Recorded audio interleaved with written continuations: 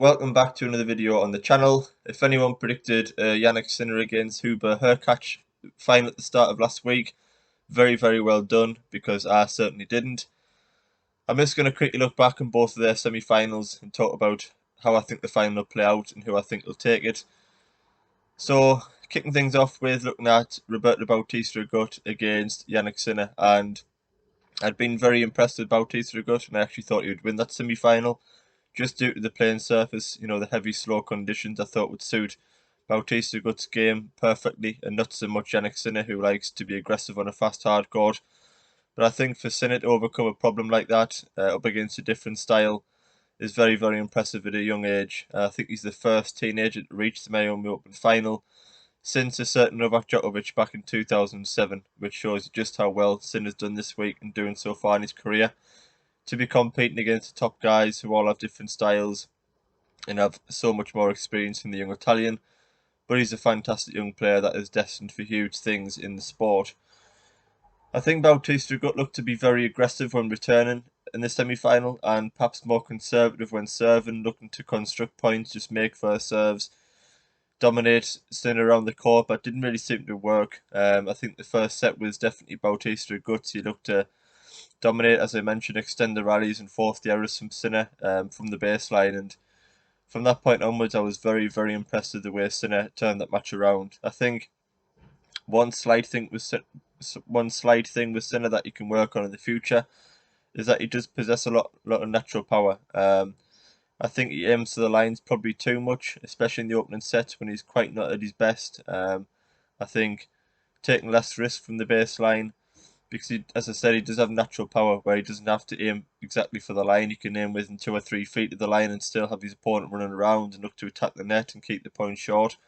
I think sometimes he just try to be too precise and hit too many clean winners, but overall it was a brilliant performance. I think Bautista Agut had that solid defence and base and consistency throughout the match that you'd expect. But at the back end of sets 2 and 3, Sinner really stepped it up and just had the more shot power. He hit more winners, and the execution was absolutely brilliant. I think I remember him breaking Bautista Agut at the back end of that third set with just a stunning return game. A couple of backhand winners down the line, forehands cross court, and he just produced some lights out tennis, and that's exactly what you need to do. And I think we've seen from players like Nadal and Djokovic and Federer that at the back end of set, it's when they really turn it on and they produce the best in the biggest moments. They gain that vital break and serve sets out. And for Yannick Sinner to be doing that in the Miami Open semi-final at the age of 19 against a player like Bautista Agut is mightily impressive, and shows fantastic signs for the future. He seems to have a great temperament, and he really seems to know when he needs to turn it on and produce his best tennis. So moving on now to HURKACZ against Andrei Rublev. And HURKACZ, I wouldn't say is too much of a surprise that he's reached this stage of a tournament.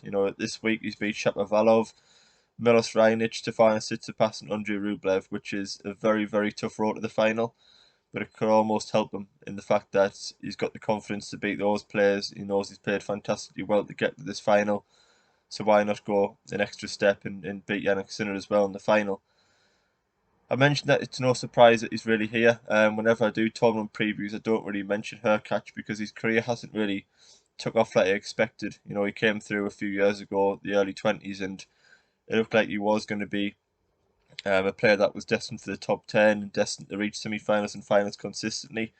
But I just feel like he hasn't really gone on with his career, despite always having the tools and talent there. I think beating Tsitsipas and Rublev, and if he could win Miami title today, that really could kickstart his year and his career. To win a Masters event would be a fantastic achievement for him. And I've been very impressed with him so far this week. HURKACZ, I think he's played brilliantly well. Against Rublev, I think he served brilliantly. He attacked the vulnerable second serve of Rublev, which I've talked about a number of times in this channel. I think his forehand was brilliant and set up chances for him to attack the net. He attacks the net with real conviction. I think he's got great hands. Very difficult to pass with his height and his reach.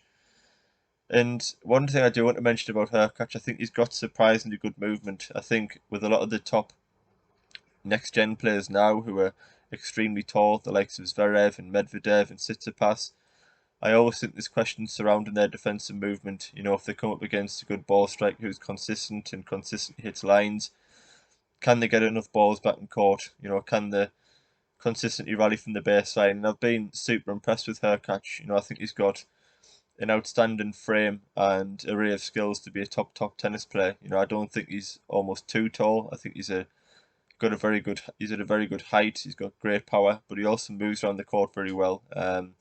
Has a great shot selection, and as I said, he attacks the net with real conviction, and he's very difficult to pass.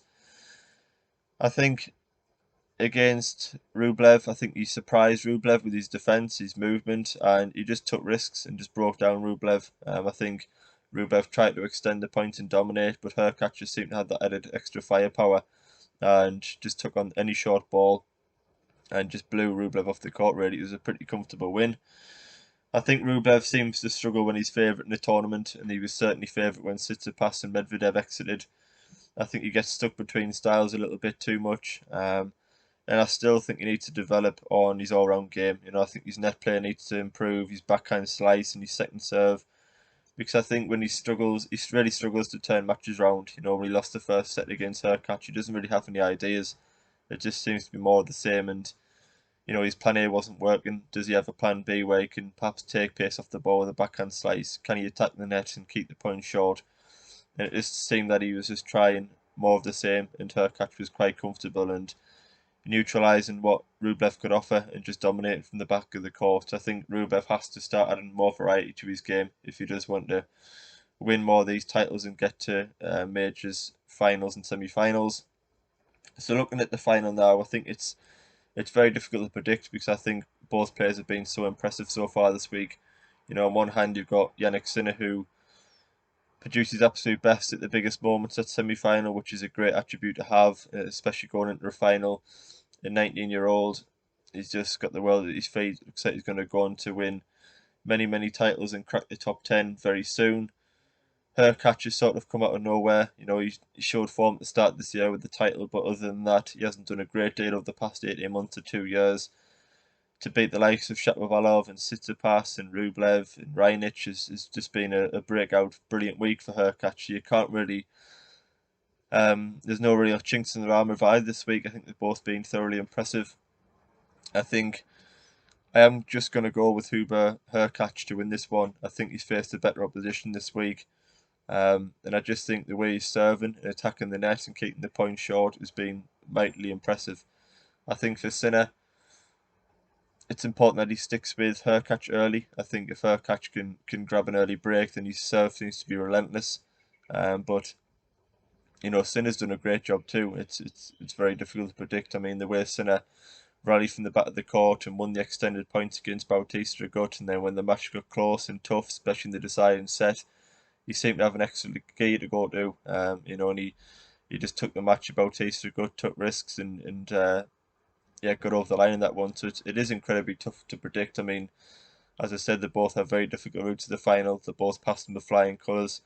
And out today, I think it's all about just watching who can win the title and who can dominate those big moments. I think it's not certainly not a Masters final I'd have predicted at the start of the year, but I always think it's nice to see two different players in a final. That you know we usually see the likes of Djokovic, Nadal, and Medvedev and team dominate these hardcore Masters finals.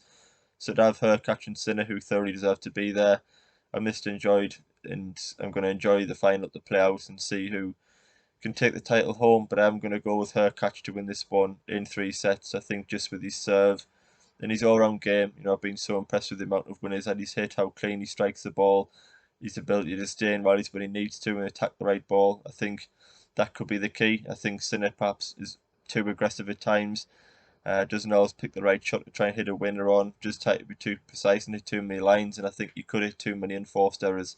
Whereas HURKACZ seems to time his attacks a little bit better, be a little bit more patient in rallies with that defensive movement.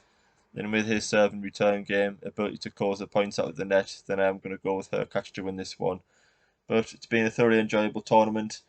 If you do have any predictions for the final, do leave them in the comment section below. Any likes on the video are much appreciated. And if you do want to watch more of this content for future tournaments, then do leave a subscription on the channel. It is always much appreciated. So I hope everyone that watches the tennis today enjoy the rest of your weekend, and I will see you on the next video.